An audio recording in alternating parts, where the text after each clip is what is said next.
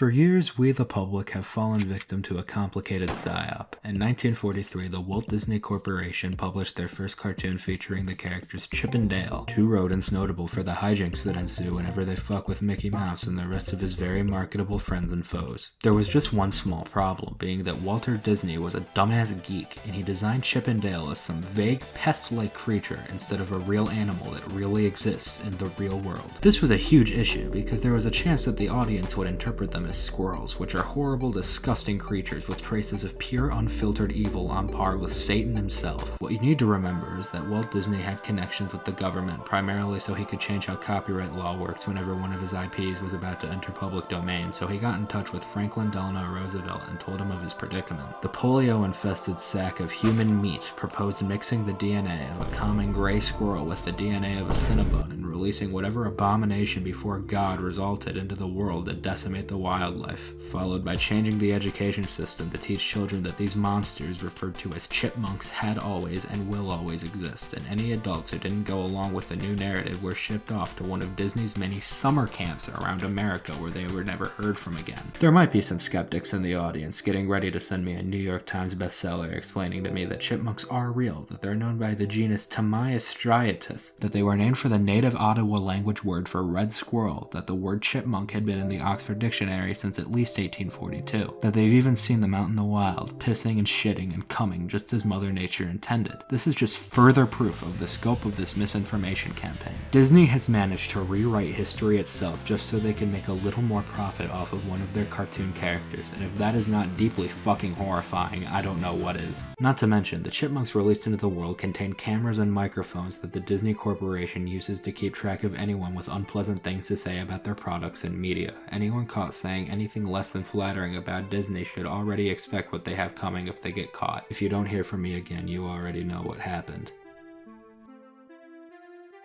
Hey guys, this video is brought to you by my very own Kona brand rat poison. You might call me a schizo and tell me to take my pills, but be careful I don't accidentally take one of the pellets instead. Hi, I'm Kanye West. Subscribe to Kona meme right now.